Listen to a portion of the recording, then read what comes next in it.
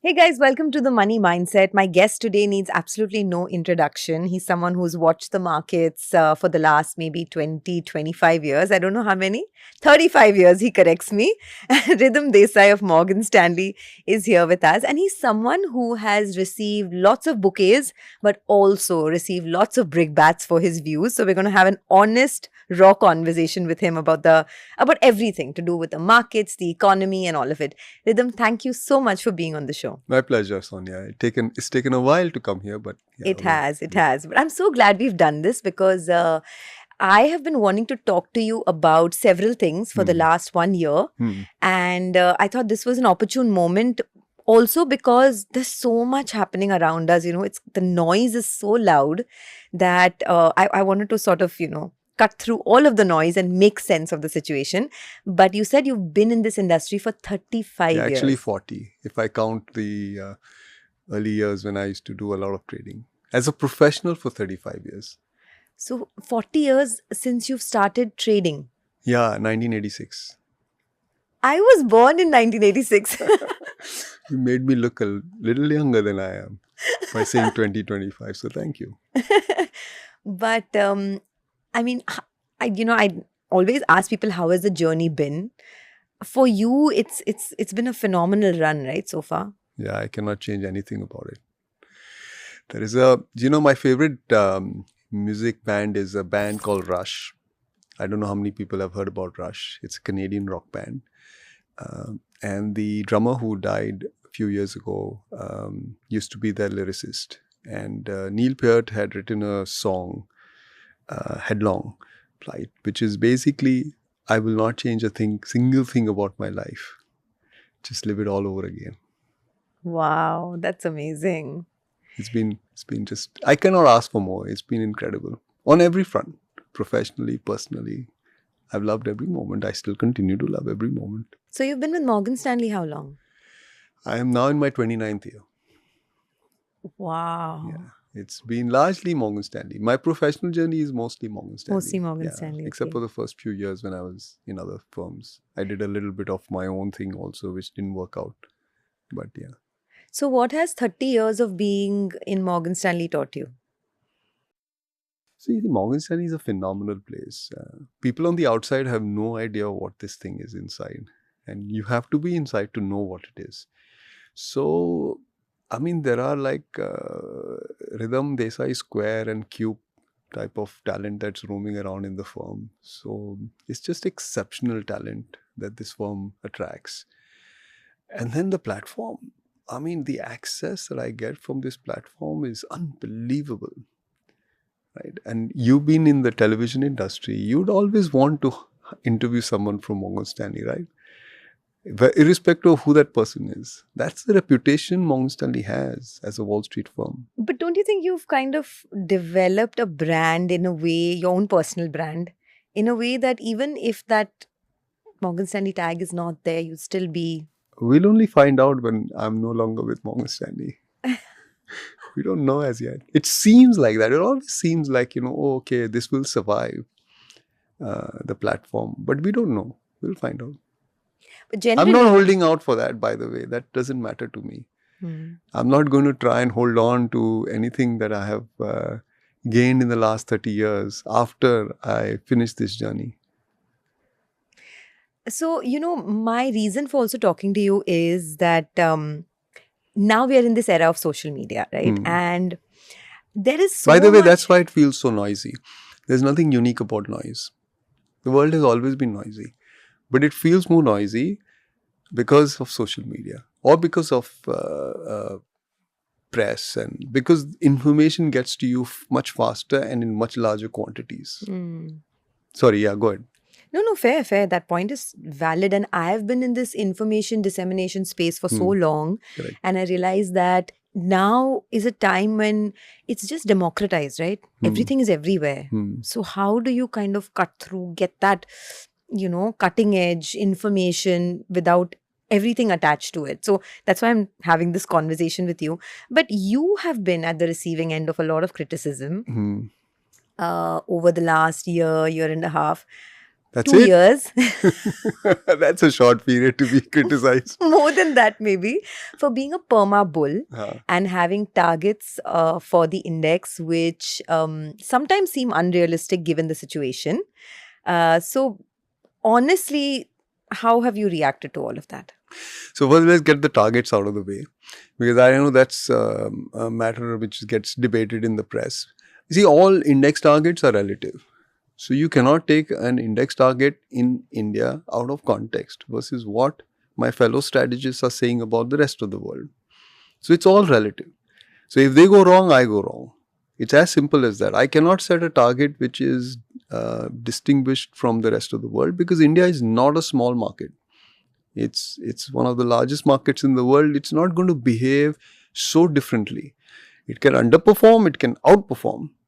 But just hypothetically, suppose the SPX were to fall 20%. It's very unlikely that the Nifty goes up 20%. So, such idiosyncratic calls are now no longer possible on India. The world is very synchronized and things move together. They lead and lag. That's a different matter. And I can make calls about India underperforming or India outperforming. But the index target is hinged to what my global strategy team is saying. So that's the first point. The second is that it is a 1-year view.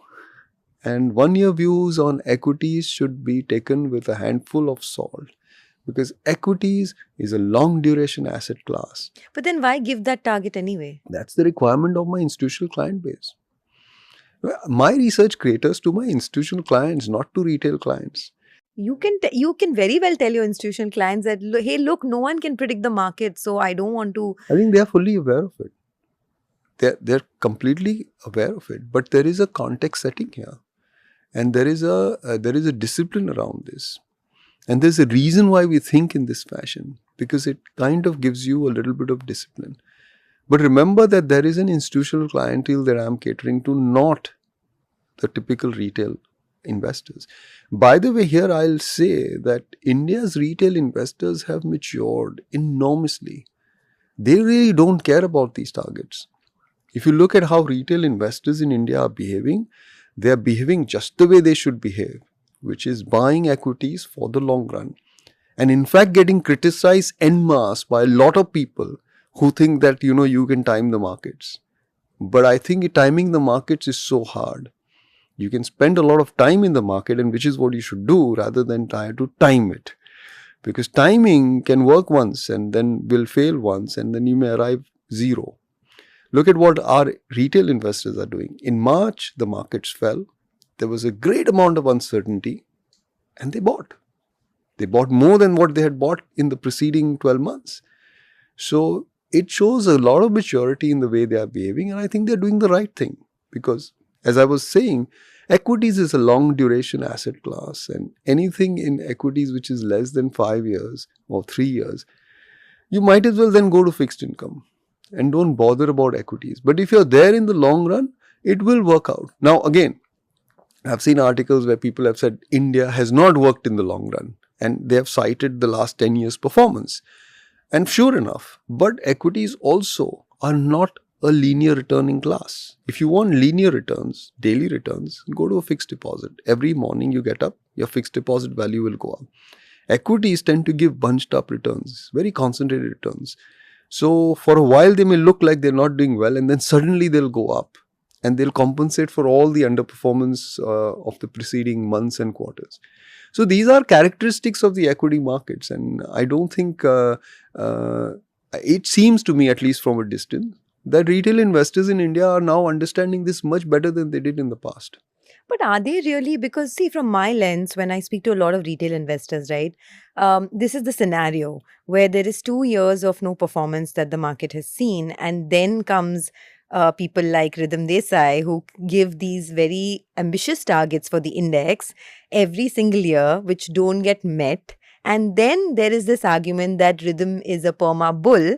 He's constantly talking about India being in a cyclical slowdown and not a structural one, when perhaps the macros are indicating otherwise. Now that is the premise. Yeah. So What let's would move your away. argument be? Yeah. So let's move away from targets. Okay. Set that aside.